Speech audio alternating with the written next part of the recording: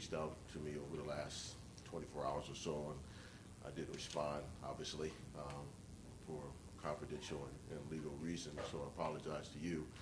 But we're fortunate to have our president here today, and I want to thank her and any other presidents in the Big Ten Conference. They've been on this journey, and last night they affirmatively and unanimously voted to accept the application of USC and UCLA into the Big Ten Conference effective 2024. But you guys know, everyone knows here, that we're blessed to have Dr. Johnson as our president and our leader, because she gets it, and she's been significantly involved in this process from the very beginning, and helped us move the ball over the goal line. So I want to have her share a few words, and then we will come back. I'll come back up, and we'll answer what questions we can answer for you. So, President Johnson. Well, good morning. Obviously, a few things have happened over the last 24 hours, and just want to say that we're very excited about the opportunities for our Ohio State University student athletes.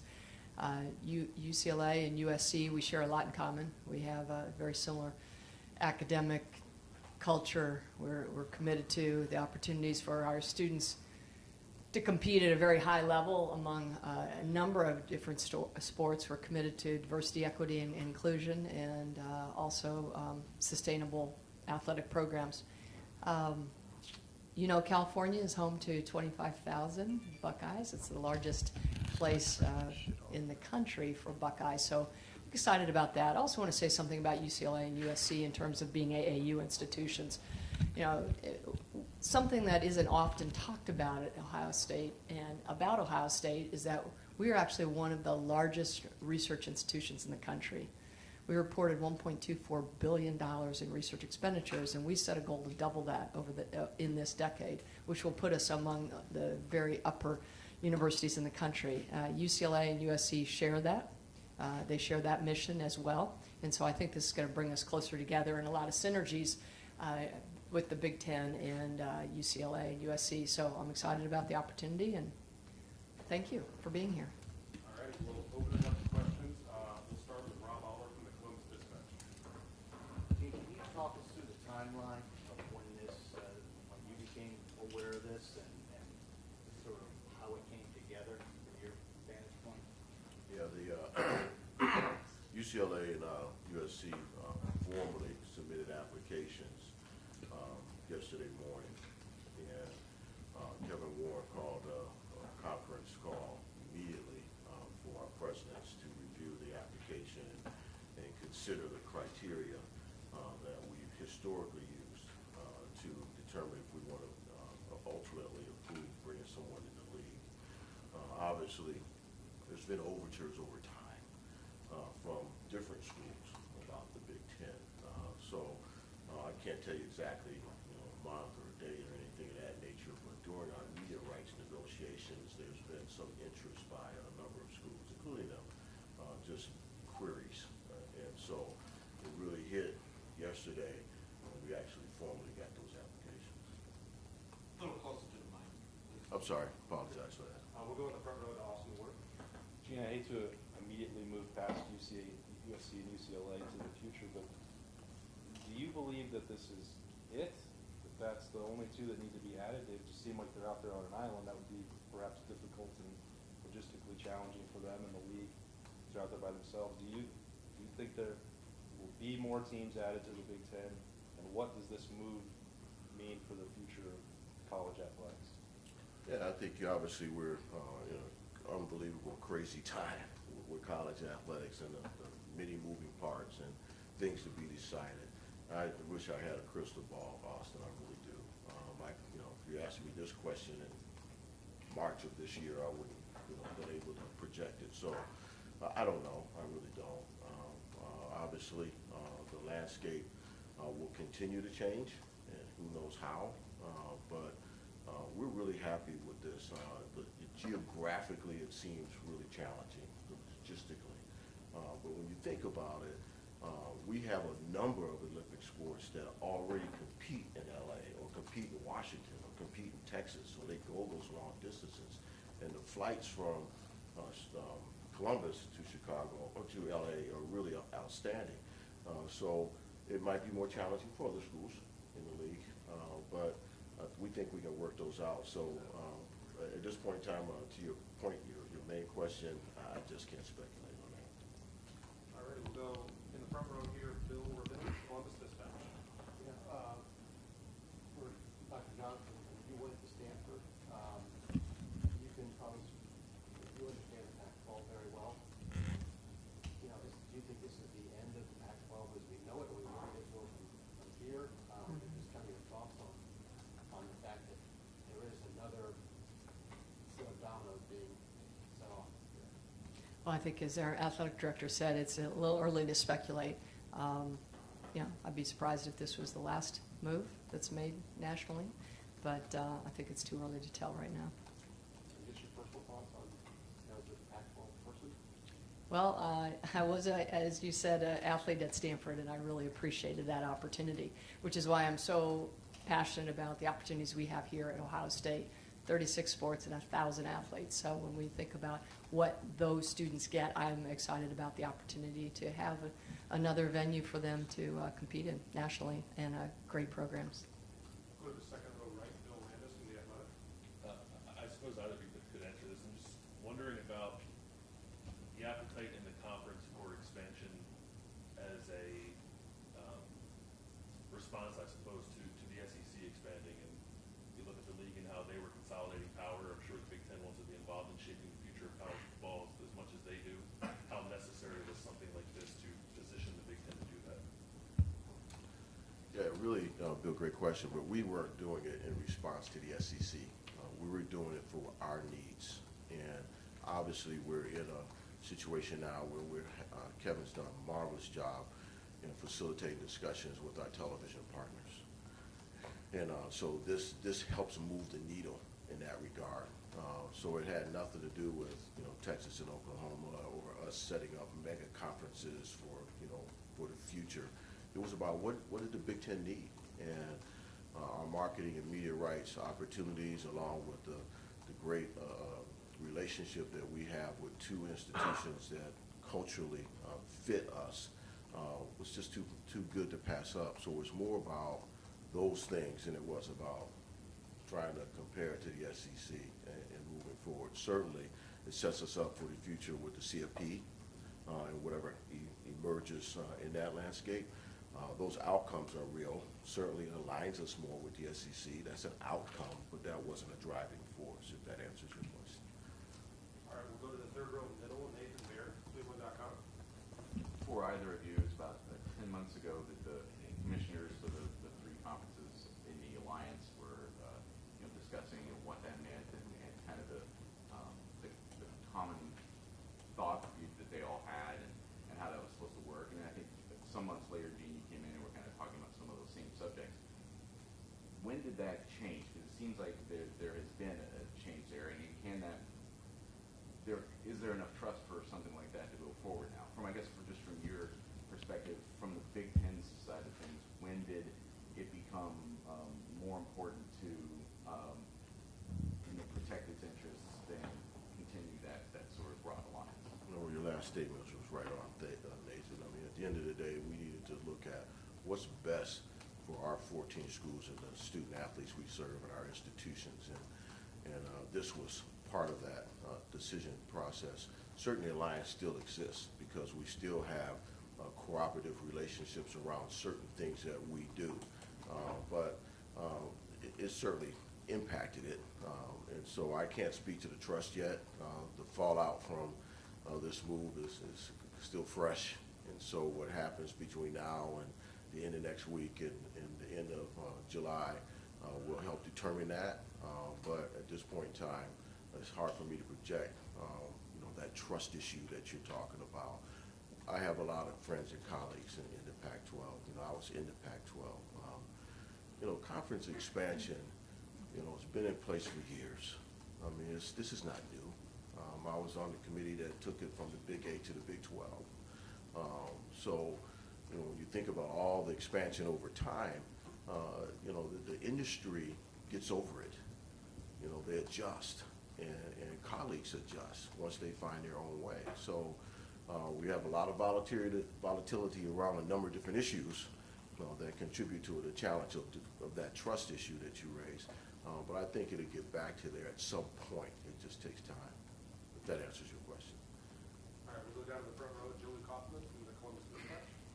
You mentioned there were schools that reached out during this round of media rights negotiations and adding schools during the negotiation. What's the effect of that on the potential media rights payout that you could get the financial element, especially for schools like you guys, which are coming out of COVID pandemic, which certainly hurt budgets, noticed all across the league? Thank you, Joy. It's hard at this point in time to really project the total impact. All we know is now we're in the top three media markets in the country, in New York, and Chicago, and California. So Kevin, who's done a marvelous job with this process, will continue to have discussions with our media partners throughout this month, hopefully somewhere this fall, if not by the end of the month. We'll have something determined, but it's hard to project an actual number or quantify it at this point in time. We have a number of different media partners who are very interested in some type of relationship, and so we'll just have to see how that cascades over the next number of weeks. Rather than a specific number, the feelings is help. Oh, no question. Yeah, there'll be an upside. No, I'm sorry. Yeah, there definitely will be a significant upside. It's just hard to say what that will be, but it's major. You're picking up California and the contiguous areas, as the president shared. We have a large number of alums in that area, but for the Big Ten Conference in our schools, that is the largest area for the Big Ten Conference. So when you think about all of our schools going out there, it's going to be major. And so really excited about that possibility, and we just have to wait and see what it comes out to be in the end. Go up to the fourth row here, Clay Hall, WSYS. Gene, would you entertain the notion of other Pac-12 schools joining? Clay, I really can't answer that question. We've just been so focused on these two. It's hard to really think about that. Just haven't, and we have a lot of work with these two to do prior to coming in August of 24. So, my head is really more about these two, what we need to do in the immediate future, and I'm not really thinking about all the speculation out there. I'm assuming the structure of the conference will be determined in the next 2 years Right. before divisions, et cetera. Right. How it'll be Yeah, that's set up. another reason that how we will play, not just in football, but all the other sports as well. You think about women's volleyball, already the Big Ten was, one of the premier leagues in the country, now the premier league. And so we just have a number of different issues to work out, not just with football, but all the other sports. Third row here, Spencer Holbrook, Letterman Row. Geez, I can think of what I asked you about, understanding the your place in the Big Ten, and you said that you understand your value of the conference and you know your tolerances. You're talking a lot about the Big Ten's reasoning for doing this, but from Ohio State's point of view, why now for Ohio State, and how much does this affect your program moving forward in the short term, since they're coming into the league so soon? Yeah, great question, Spencer. For Ohio State, it frankly provides two other schools in unbelievable markets that frankly can carry some weight. At the end of the day, Ohio State has been a program for the Big Ten over the years that has been at the top of the pyramid in the Big Ten and carried a significant amount of weight in the value of the Big Ten. Now we have two others who can contribute to that weight, and really excited about that. That's no disparagement to any other school. That's just reality. That's, you asked specifically about Ohio State. That's a part of it. But you have, as the president said, you have two institutions that have great history and tradition in everything, not just athletics, but academics. Culturally, they fit us. They just align with us. I happen to know both of the athletic directors there. Mike Bowen was at Cincinnati. I know how he operates and how he leads, and obviously many of you know Martin. So relationships matter in these things, and when you have two leaders like that, you feel comfortable that they're going to operate like we do at Ohio State and have the student athlete at the forefront of their core values and how they focus. So, and the same for our presidents out there.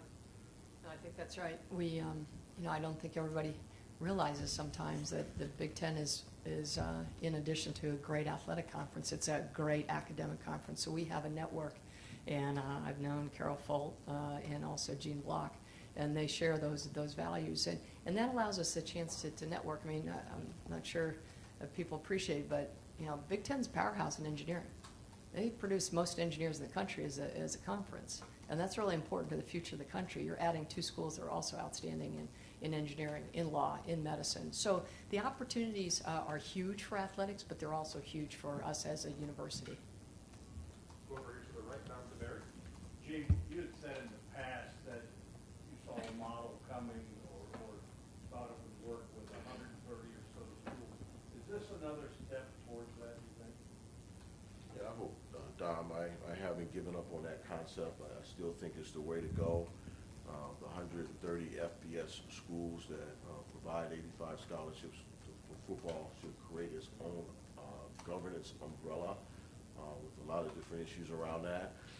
Sure, this solidifies that opportunity, gives us a chance to have two other schools that think like us in that regard. So not sure where that's going to go, but yes, hopefully it moves that needle even more. Does this deal at all affect the Rose Bowl down the road? Yeah, so those discussions have to occur. Obviously, nothing changes with the Pac-12 and the Big Ten as entities in that regard. But I haven't been a part of any discussions with the Rose Bowl or heard anything from our commissioner about the Rose Bowl. All right, front row, Tim May, down the row. Yeah, I got 100 questions, but I was asking one for both of you guys. With the SEC sitting there with 16 teams, with the Big Ten moving to 16 teams by 2024, how does this really change, you think, looking forward, the landscape nationally, that you either got to be in a big conference or you're going to be left behind to a certain extent? And I'm thinking of your alma mater, for example, Notre Dame. I mean, do you expect another reach out to Notre Dame? Obviously, they were close to joining the Big Ten many years ago and then backed away. But where does it go from here? And by the way, President Folt, I think, is an Akron native, USC president. Right. Yeah, again, it's hard to speculate that, Tim. I love my alma mater, except when we play them in any sport. But I've always felt they should be in a conference, and I hope that they're considering that. I don't know what a next step would be, but I've always shared that I hope they consider that opportunity, and I hope it's the Big Ten. But who knows? They've been operating the way they've been operating for a long time, so not sure what will happen there. But I forgot your second. But how does it affect things going forward, do you think? Because when you look at the blue bloods now, we Right. call the blue bloods, traditional blue bloods of major college football, for example, almost everybody is in one of these two major conferences, with the exception maybe, you might throw Clemson or Florida State in there, but they were sort of Johnny-come-latelys. But Well, the Big Ten two and the SEC. conferences will have 32 of the teams involved. Yes, the Big Ten and the SEC, frankly, separated themselves prior to this. Prior to Texas and Oklahoma, prior to USC and UCLA, our conferences had separated ourselves a long time ago. So this contributes to that separation, to your point. So we've always been the two premier conferences in the country for a lot of different reasons. And so this solidifies that even more. Who knows what the other schools and conferences will do in reaction? We'll just have to wait and see. But who knows? There could be another large conference that emerges as a result of these changes. So we'll just have to wait and see. Hard to speculate. President Chung, you're comfortable with this? I mean, obviously, with two conferences having 32 of the teams.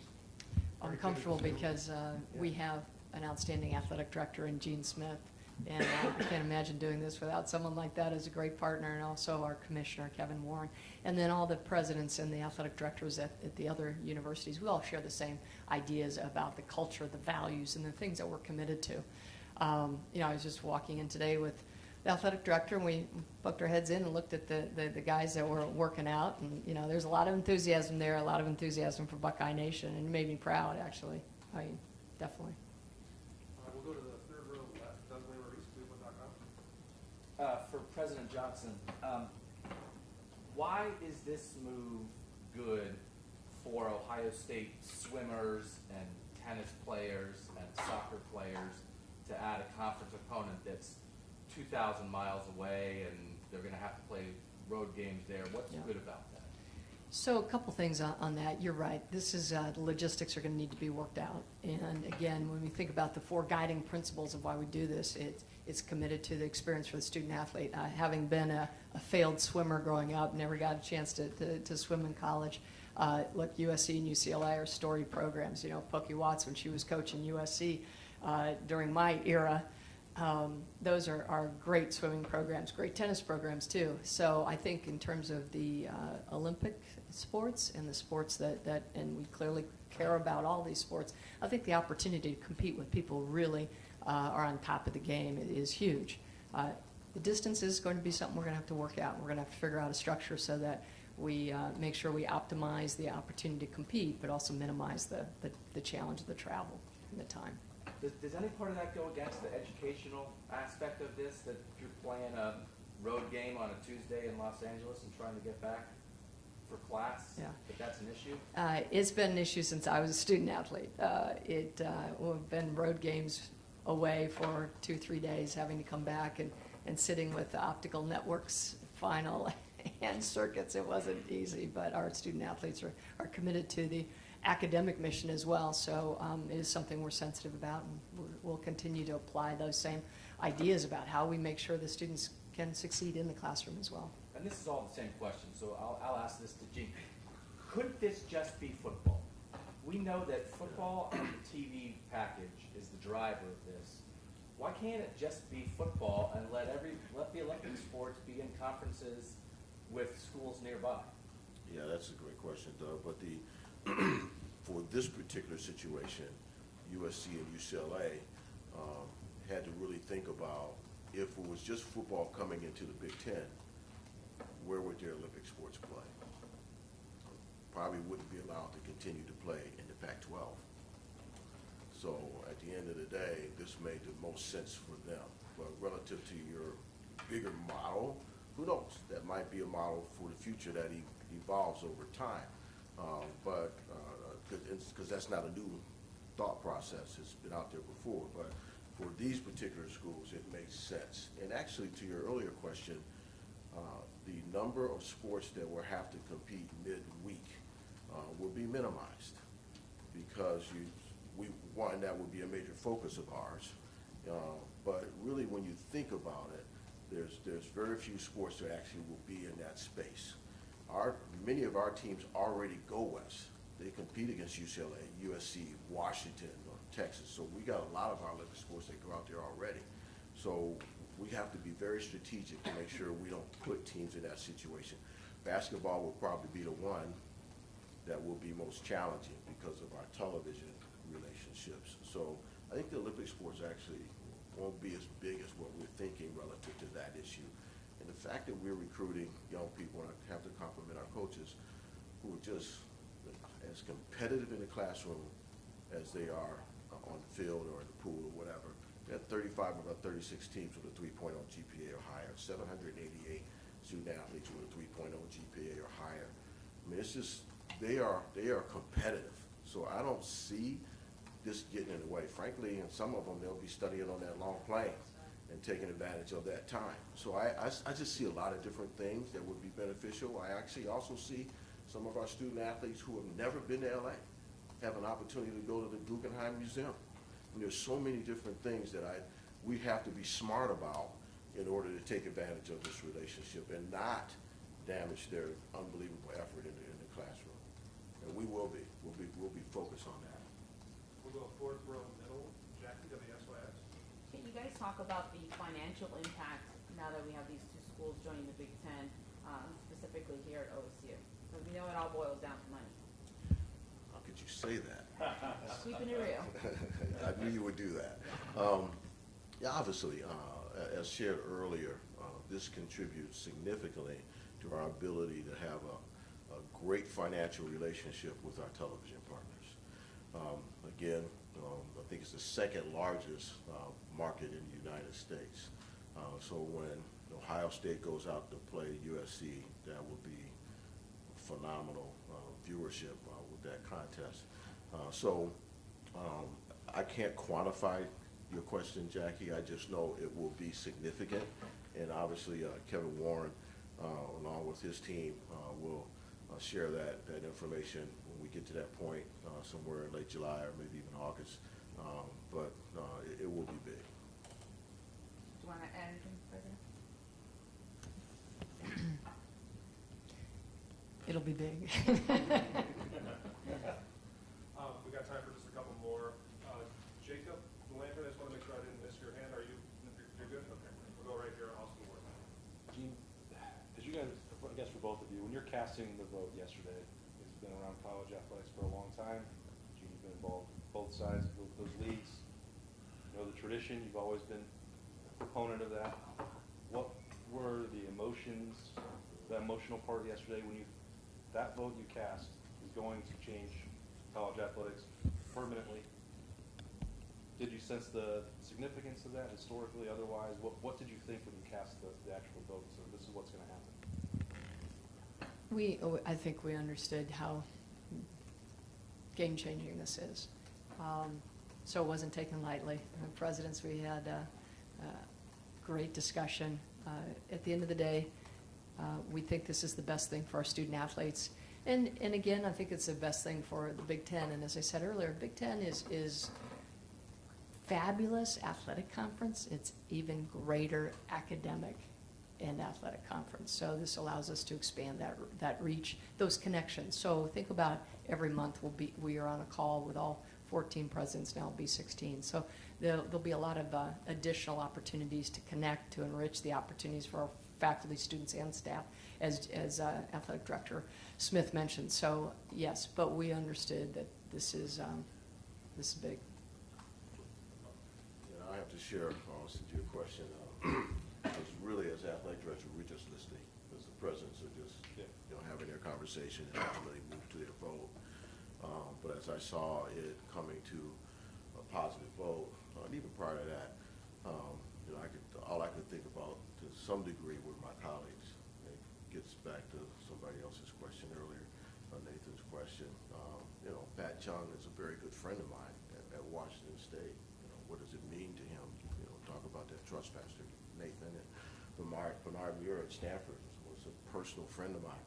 So I was mentally, as they're going through that conversation, I'm thinking about, okay, what's happening to my colleagues, Jim Cohen at Washington, who's just a phenomenal leader.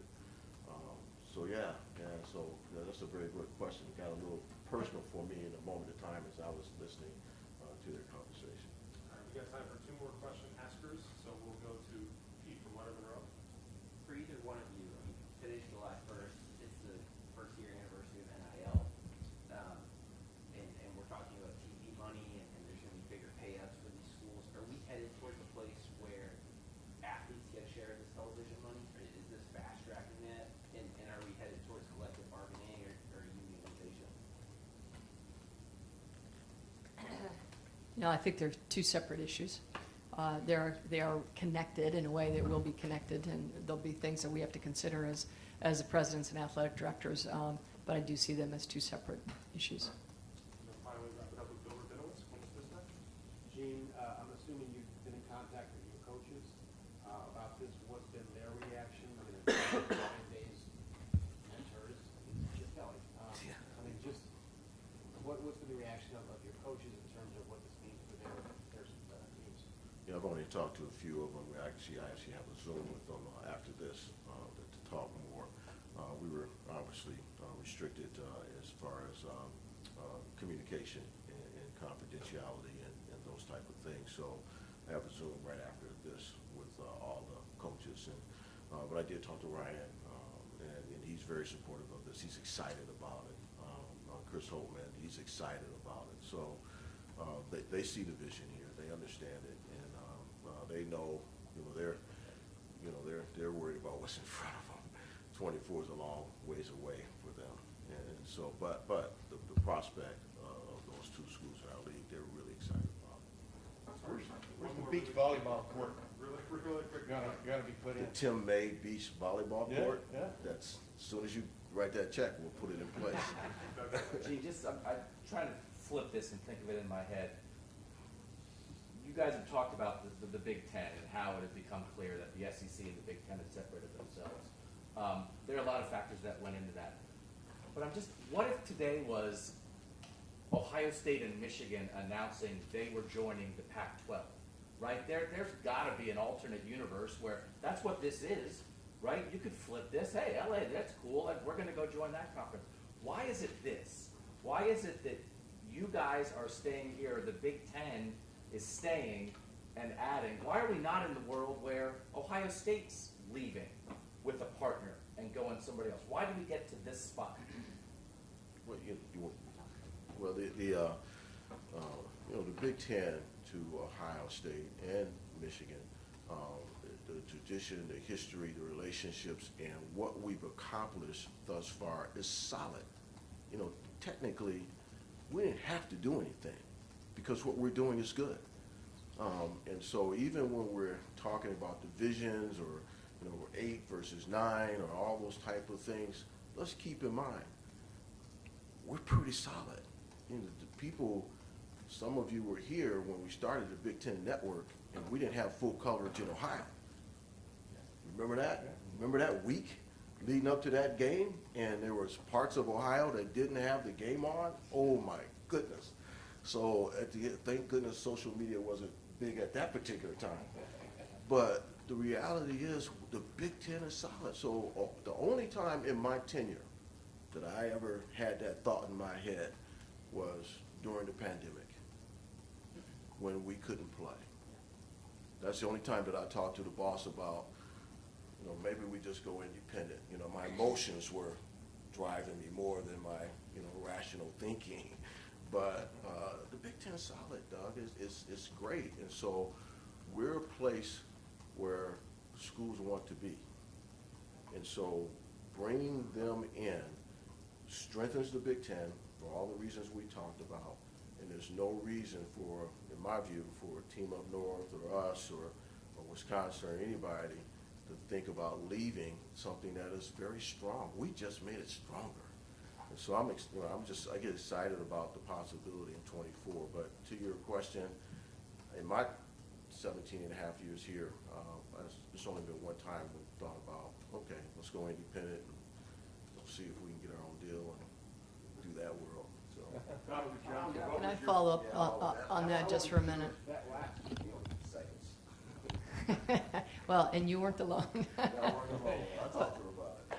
But I want to come back and say something about the what's happened. This was something UCLA and USC approached us. And as our athletic director said, this is a really solid, stellar conference. It's something also, I want to step back for a minute and think about where the future of the country is going. We know a lot about Intel investing in Central Ohio, in Silicon Heartland. It is really important for the future of the country that the Midwest step up and continue to be an innovative engine. And when you think about the universities that are in the Big Ten, this is going to help strengthen the connections to the West Coast, the East Coast, and I think that this is our time in the Midwest to continue to build on that excellence and educate students that are going to be required for the future of the country, especially if Intel and the semiconductor industry is going to reshore, and they're going to reshore here in Ohio. So that's, I think, the reason we stay. Always, we've got the conference. They want to join us. We're excited about that opportunity.